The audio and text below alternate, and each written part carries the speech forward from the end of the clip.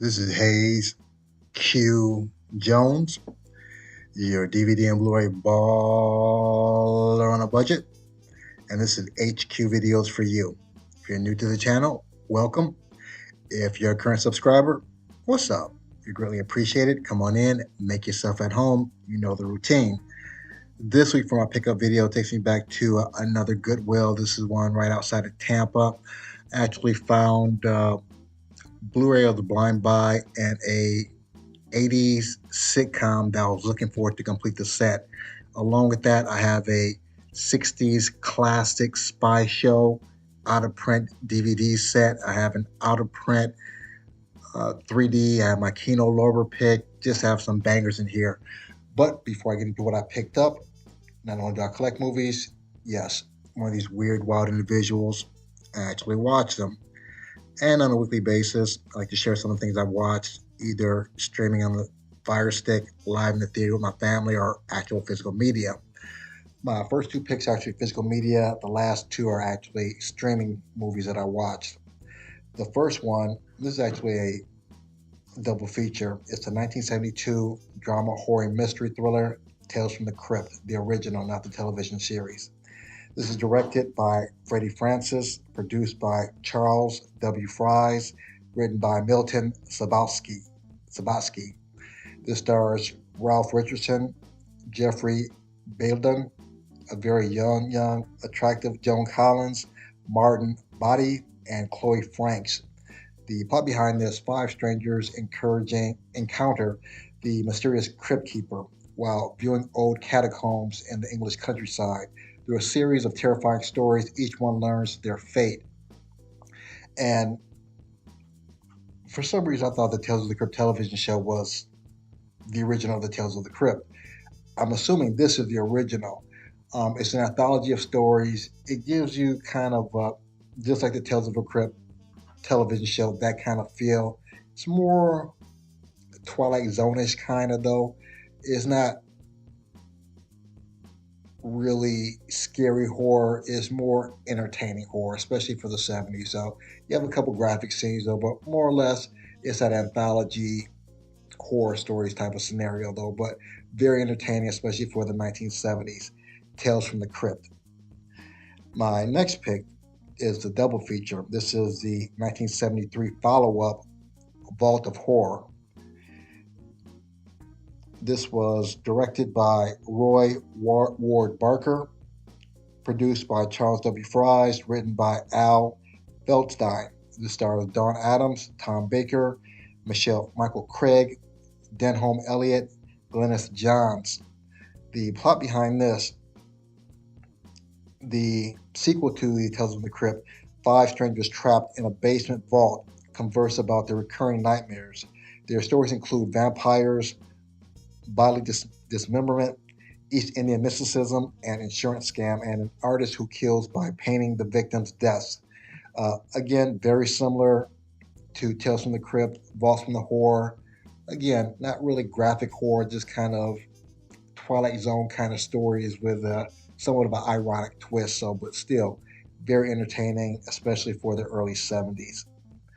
My next pick is something I watched streaming. I think I saw this on Hulu. This is a 2025 American natural horror film, Primate. It wasn't Hulu, I think it might have been Paramount. This is directed and written by Jonas Roberts, uh, written, produced by Walter Hamada. This stars Johnny Sequoia, Jessica Alexander, and Troy Kotzer. The plot behind this: Lucy Pineborough, a college student, arrives at an airport to return to her home in Hawaii after spending years away. She's accompanied by longtime best friend Kate, but is dismayed to learn that Kate has invited an additional friend, Hannah. Um, they all go back to Lucy Penrose's home to find a chimpanzee as her pet, and that's where the story begins. I was a little reluctant to watch this. Monkey movies can be kind of goofy to me. The opening scene sets the stage, and that kind of got me hyped for it. Great opening scene, and because I live in Florida and there's a lot of ignorant, crazy people in Florida, you see people that have pets, like wild pets, like chimpanzees, boa constrictors. So it was actually funny to me. I think I was actually kind of rooting for the monkey throughout the movie, though. But overall, entertaining, fun, very suspenseful. Did a great job of just holding the suspense for each scene. So overall, it's a very surprising, entertaining, suspenseful movie. Primate. My last pick is the 2026 American slasher film Scream 7. This is directed and written by Kevin Williamson, produced by William Sherrick. This stars Nev Campbell, Isabel May, Jasmine Savoy Brown, Mason Gooding, Anna Camp, and I'll stop there. I want to give too many characters in there to spoil it for you, though. But the plot behind this in Pine Grove, Indiana, Sydney Prescott has built a new life for herself. She's married to a police chief, Mark Evans, runs a coffee house, and raises her children, including her teenage daughter, Tatum, named after Sydney's late best friend, Tatum Riley. Sydney receives a call from Ghostface to request a video call, and that's where the story begins. What can I say about the Scream franchise? It's their seventh movie. They're extremely cheesy. They've almost created their own genre of horror, entertainment slash family slasher horror. It's not really scary. You know what's going to happen. You just don't know who it is. It's almost come feeling like Scooby-Doo episodes where at the end you figure out who done it, though. There's some great guest appearances on there. That's why I didn't want to tell you all the actors who are in there, though. That was kind of the fun for me, the nostalgic part, seeing some of those old actors from the earlier Scream movies in there. Are Scream movies fantastic movies? Are they great works of art? No. Are they entertaining? Are they fun? And do I enjoy them? Yes. Will I be willing to watch a Scream 8, 9, 10? Hell, I've seen Fast and Furious 8, 9, 10, so why not another Scream? And I think the movie industry is so cautious in making new type of movies that they're going to keep continuing with the franchises as long as people continue paying for them. So that's my take on franchises, though. But overall, I really enjoyed Scream 7. Now, those are the movies I watched for the week. Without further ado, sit back, relax, have a drink of a smoke, and I'll catch you on the other end of this video.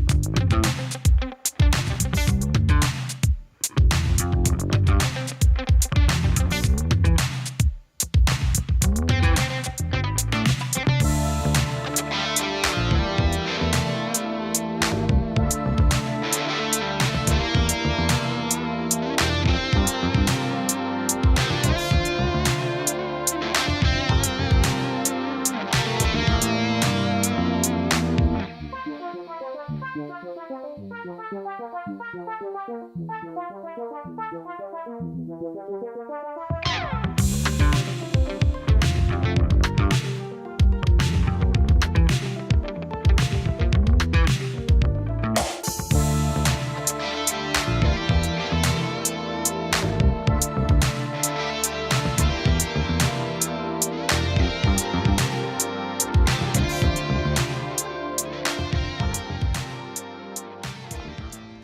back at the Black Cave. Back at the Black Cave. We are back at the motherfucking Black Cave. Have my pickups here from the Goodwill on Highway 301, just outside of Brandon. I have my 4-movie collection from Disney. I have a 4K trilogy, my Kino Lorber pick, my classic pick, which is actually a television series, as well as my 3D pick, which is a rare out-of-print, very cheesy sci-fi 3D movie. So I have some bangers in here. Let me get these situated and let's get this on the way. Hold on. I'm gonna pick it off with what I picked up at Goodwill. My first pick, it's a blind pick, but I like all the actors and performers, I should say. Keira Knightley, Mark Ruffalo, Haley Stansfield from Sinners, Adam Levine, the artist CeeLo Green from Goody Mob. So it looks interesting. And this is an Anchor Bay release, which is out of print. Don't think it's worth that much though, but still got a good deal for it. Begin Again. And my second pick, and so happy to get this because I believe just a few weeks ago I got season 2 and season 3. I think I paid like $1 for these. It's a little bit more. What do we see down here? Yeah, I paid $3.18 for this though, but still very happy, and discs are in good condition. Still has a booklet in here. So this is disc 1, disc 3, excuse me. And we have disc 1 and disc 2.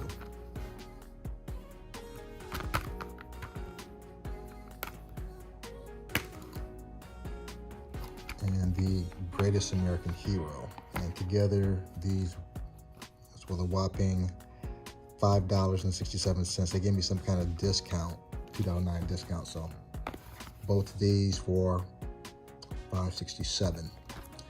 Next, have my Don Knotts 4-movie collection. I actually have a Blu-ray, a Shout Factory set of his movies though, but it did not have any of these. I specifically wanted Gus. I have the Apple Dumpling Gang on Blu-ray with the Disney home movie collection. For some reason they didn't put this on Blu-ray, and Hot Lead and Cold Feet. So if you're a Wide World of Disney aficionado, I mean, you grew up with that as a kid, you probably remember some of these movies. Gus, the football kicking mule, Hot Lead and Cold Feet, Westerns, Apple Dumpling Gang, a couple Westerns. So this is Disney 4-movie collection. Next, have my Wesley Snipes here, aka The Real Blade, my Billy Bob Thornton Sling Blade. And we have a trilogy, the Pusher trilogy. I think I've seen 1 or 2 of these. And I think Matt's is in 1 or 2 of these. Matt's is in the 2. So I hate when they do that. They're too lazy to put like a little third thing in there. That's just lazy. But you have Pusher 2 with Mads, Pusher 3, and the original Pusher. And that's not gonna stay. And this is a magnet release. Next, my Kino Lorber pick, Making Mr. Right. I've never seen this, but I do like John Malkovich, and I'm just curious to see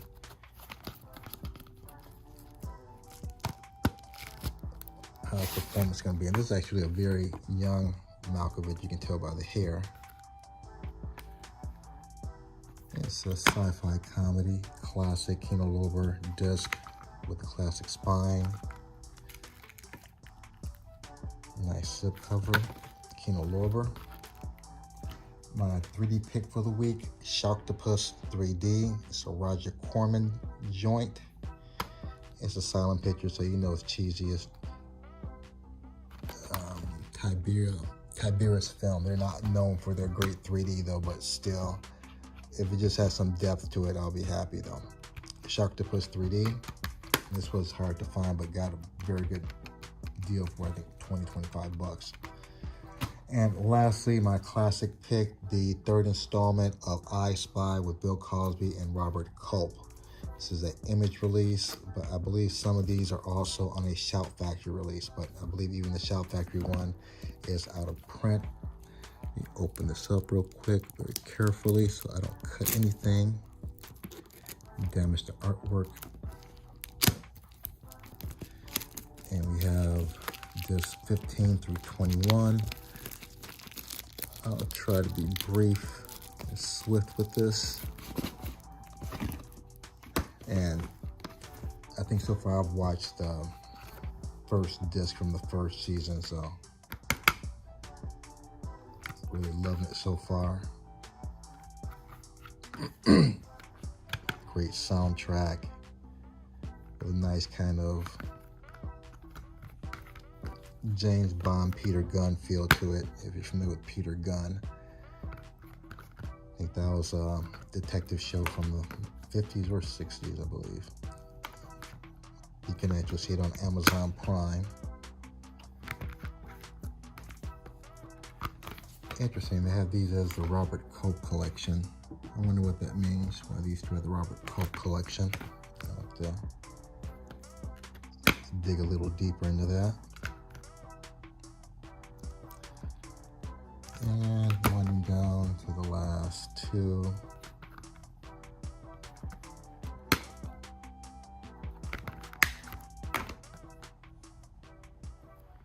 Tag You're It. And this is the I Spy, my classic pick for the week. And these are my Goodwill pickups for the week. If you're familiar with the channel, this is where I separate the art from the disc and the plastic. Some of these will actually make the shelves, so let me get these situated, scanned in, and I'll get you good people on your way. Hold on.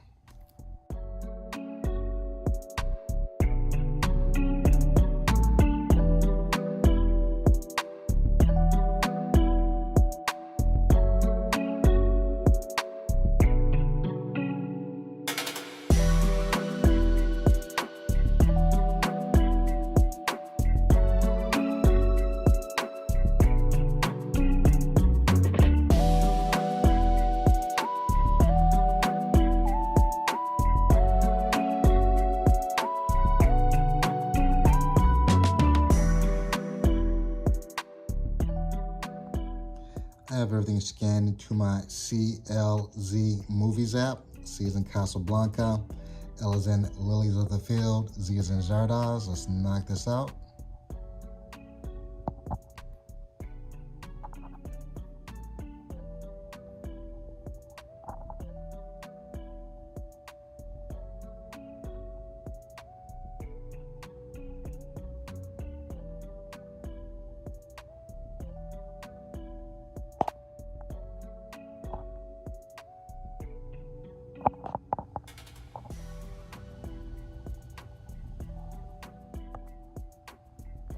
I have everything laid out, ready to be put back in its proper place. As usual, I appreciate each and every one of you tuning in, leaving comments. If you made this far in the video, smash the like, give me the big thumbs up. If you haven't subscribed yet, go ahead and subscribe. Make sure you share this with other movie lovers like yourself. Other than that, may the best of your past be the worst of your future. Everyone, please be safe. Deuces.